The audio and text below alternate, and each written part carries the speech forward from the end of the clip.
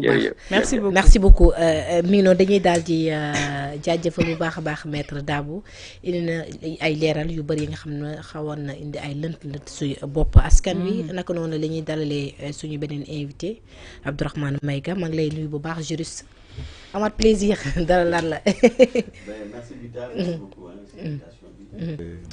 Coro aussi. Merci. bu baax. la dalal.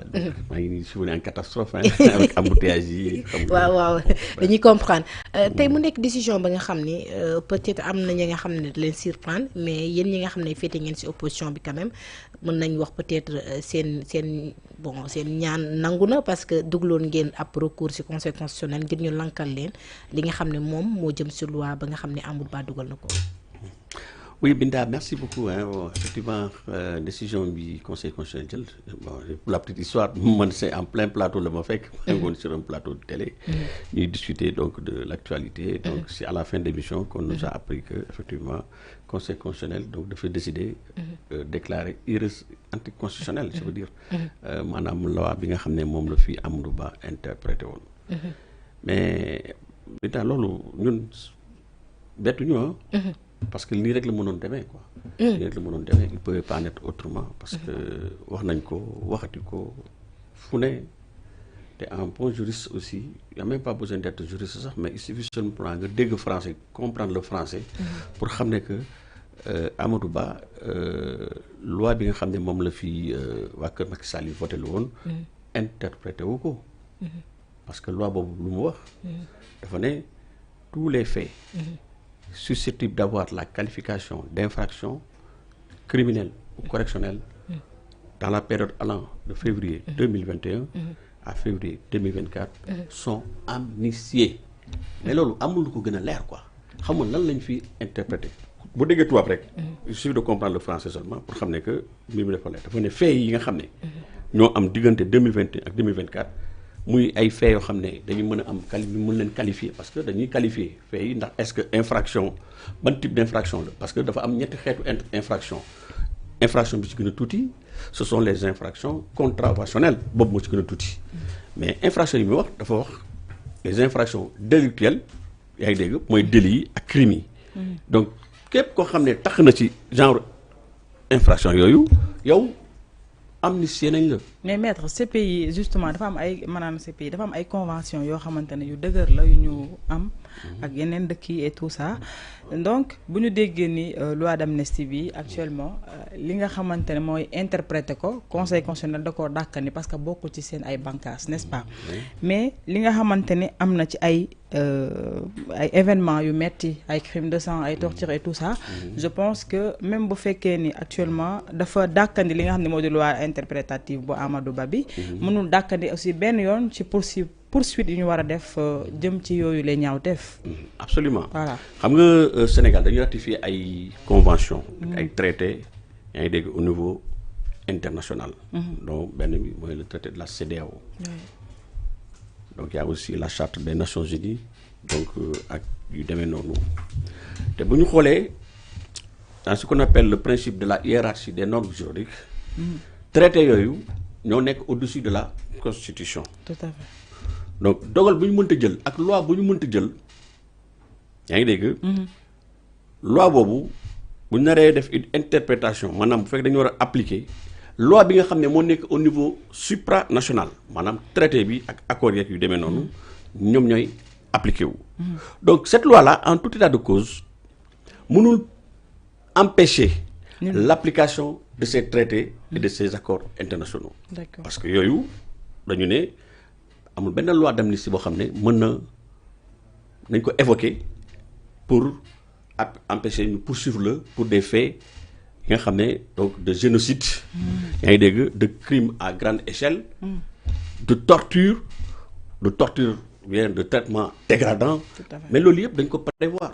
D'accord. Non seulement traités yi ak accords yi dañ ko prévoir mais il y a aussi la jurisprudence jurisprudence wax na ko bu ñu jëlee le cas Bayele Manasara par exemple mooy le président du Niger bi nga xam ne dañ ko boomoon ci biir aéroport militaire sa famille bi ñu demee saisir les juridictions nationales nigériennes pour ñu faire la lumière par rapport ak li nga xam ne moo ko arrivé mais juridiction yi dañu ne woon ils sont incompétents parce que dans la même période gars yi dañu voté lu woon benn loi d'amnistie bi nga xam ne moo couvrir fait yooyu yëpp. D'accord. Donc qu'est-ce qu'elle a été obligée de faire cette famille-là dañoo dem saisir la cour de justice de la CEDEAO.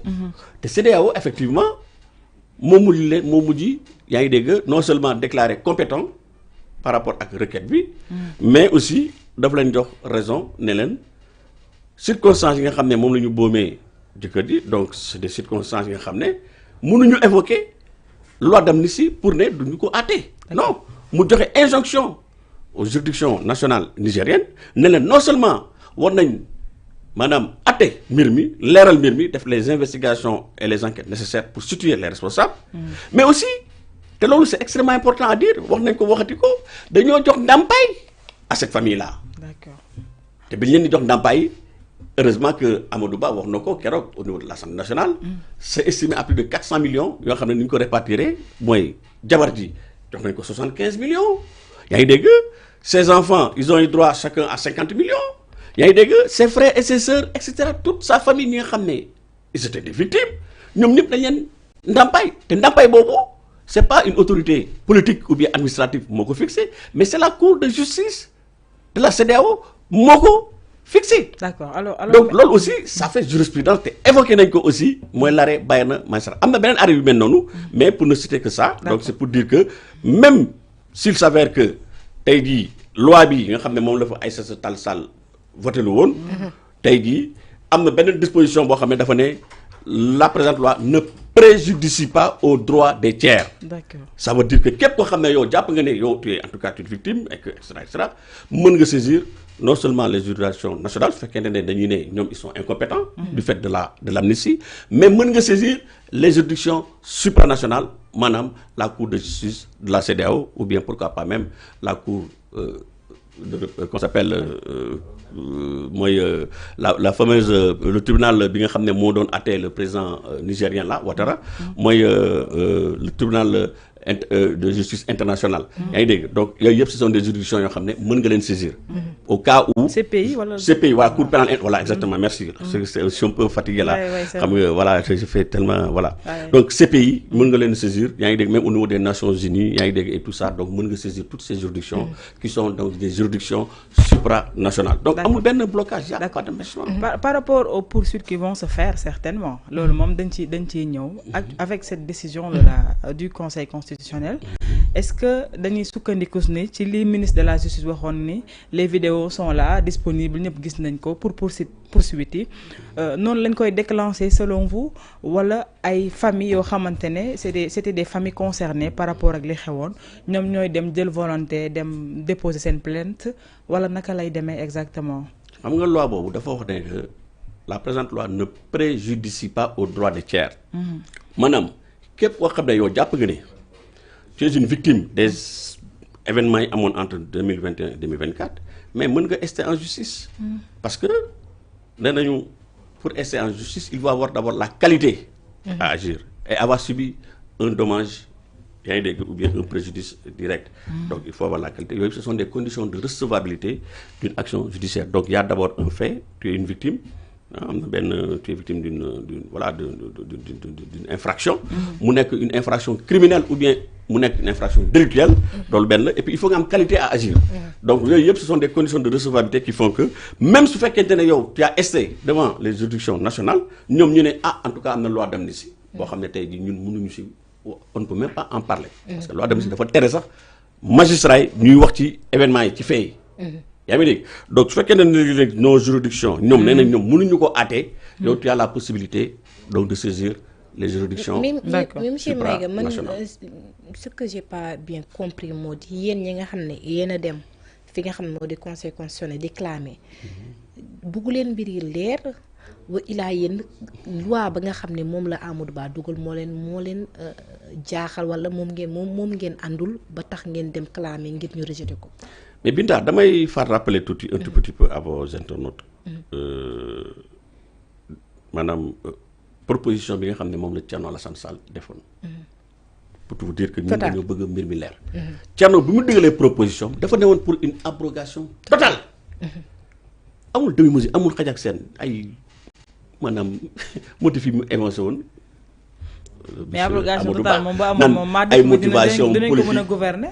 nan ay liberté xam nga l'exercice d'un droit démocratique ak ay l'exercice d'une liberté publique mais taxawul loolu xoolal day jëmal lëndëmal xelu askan wi. Binta soo ma ko mënee ma am na benn information bu ma la bëgg a partager ki nga xamante ne moom moo jëloon initiative pour ñu interpréter loi moom nen day saluer décision bu conseil constitutionnel. jël mais il ne peut pas faire autrement. man sànq j'étais avec un député